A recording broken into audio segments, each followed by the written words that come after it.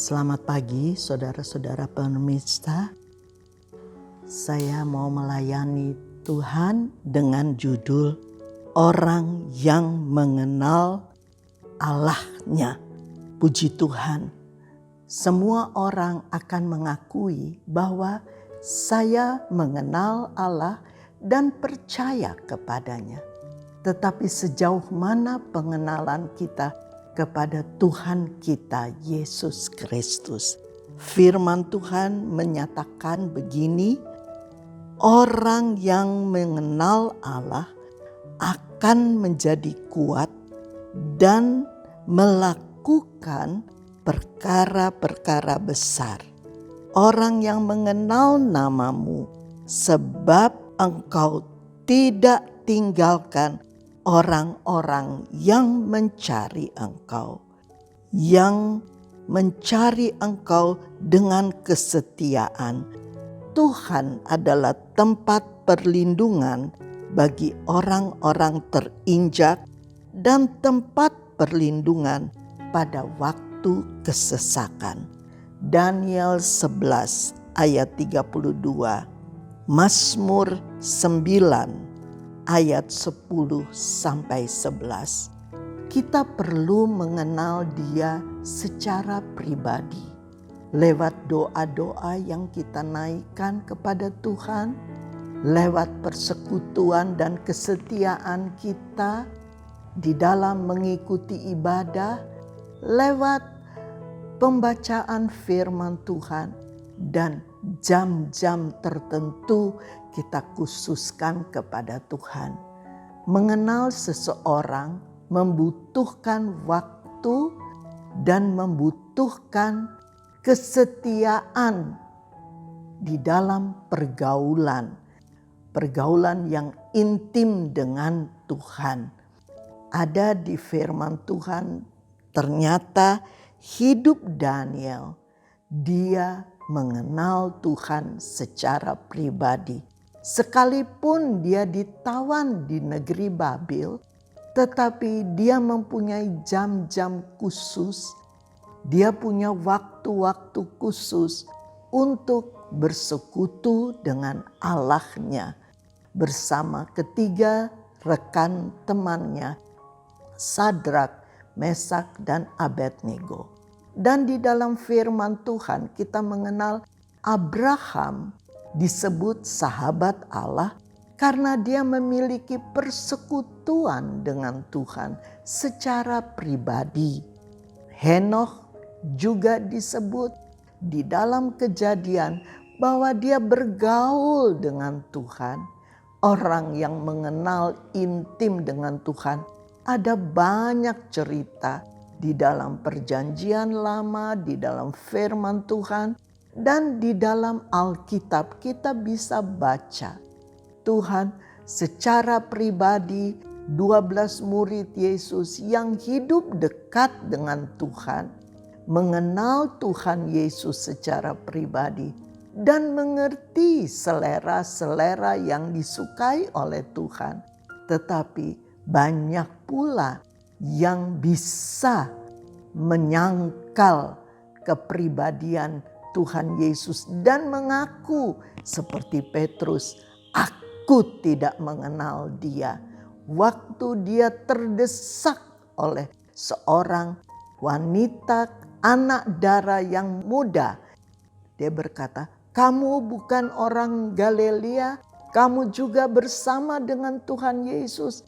Petrus dia datang dan bersumpah, aku tidak mengenal Dia. Itu sebabnya murid Tuhan Yesus sendiri bisa menyangkal Tuhan bahwa dia mengenal Tuhan. Akhir zaman ada banyak kesusahan yang akan kita alami. Hari-hari ini ada banyak kesulitan lewat berita-berita media, lewat koran, lewat surat kabar, juga lewat televisi. Tetapi firman Tuhan menyatakan, biarlah kita makin intim di akhir zaman mengenal Dia, mengenal kekuatan kuasa-Nya dan hidup secara pribadi dekat dengan Tuhan. Firman Tuhan berkata, ada janji-janji Tuhan bagi orang yang percaya kepadanya. Ada 7 janji yang saya ambil di antara sekian banyak janji. Firman Tuhan katakan, jangan lupakan apa yang telah kuajarkan kepadamu, kata Yesus. Anakku, ingatlah selalu akan perintah-perintah. Firman Tuhan berkata, ingatlah akan seluruh perintah-perintahku. Karena ada janji Tuhan yang luar biasa bila kita mengenal secara pribadi Tuhan Yesus. Supaya panjang umurmu dan sejahtera hidupmu. Itu adalah janji yang Tuhan untukkan bagi orang yang mengenal Dia. Bukan hanya mengenal, mengasihi, mengikuti peraturan-peraturan firman Allah. Apa yang Tuhan sukai, apa yang Tuhan tidak sukai. Seringkali kita bisa menurut kepada Tuhan apa yang Dia sukai, tetapi kita juga masih mengasihi apa yang Tuhan tidak sukai. Tuhan tidak ingin supaya orang-orang percaya hidup di dalam 2 jalur. Taat kepada firman Tuhan, mengikuti kehendak Tuhan, bukan hanya melakukan apa yang Dia sukai, tetapi juga tidak melakukan apa yang Tuhan tidak sukai. Firman Tuhan yang ketiga berkata, hendaklah engkau jujur, baik hati, sifat-sifat baik ada pada hatimu, dan tuliskan sifat itu di loh hatimu. Ukir sifat yang baik itu di loh hati. Kita bukan hanya baik di mulut, tetapi lewat hati kita harus keluarkan, pancarkan kebaikan itu. Bukan hanya kepada orang yang kita kasihi, bukan hanya kepada mereka yang kita sukai. Bahkan keanehannya Tuhan berkata, musuhmu harus kau doakan dan kau kasihi. Ini tidak mudah, tidak seperti balik tangan. Musuh yang kita doakan, begitu kita ingat musuh di dalam doa kita, inginnya kita tidak mau menyebut namanya.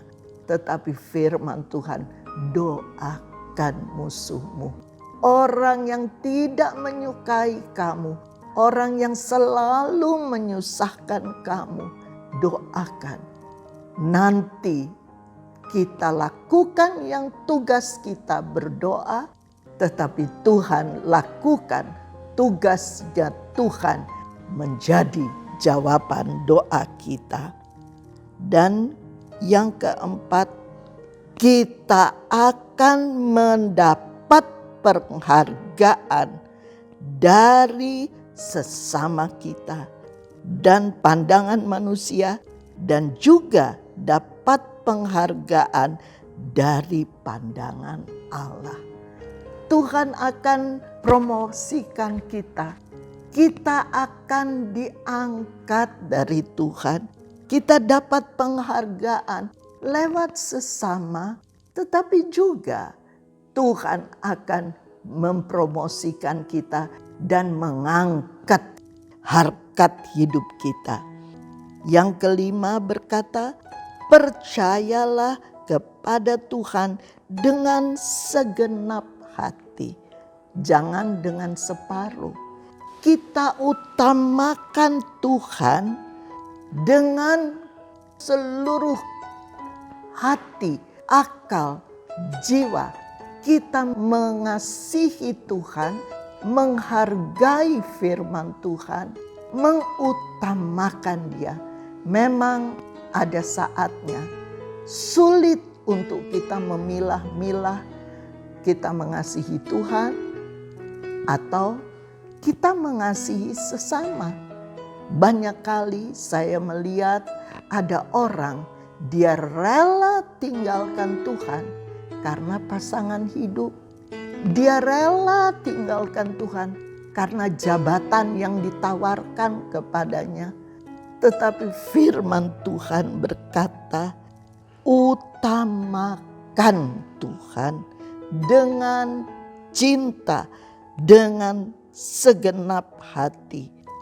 Dan kita akan melihat penyertaan Tuhan datang di dalam hidup kami.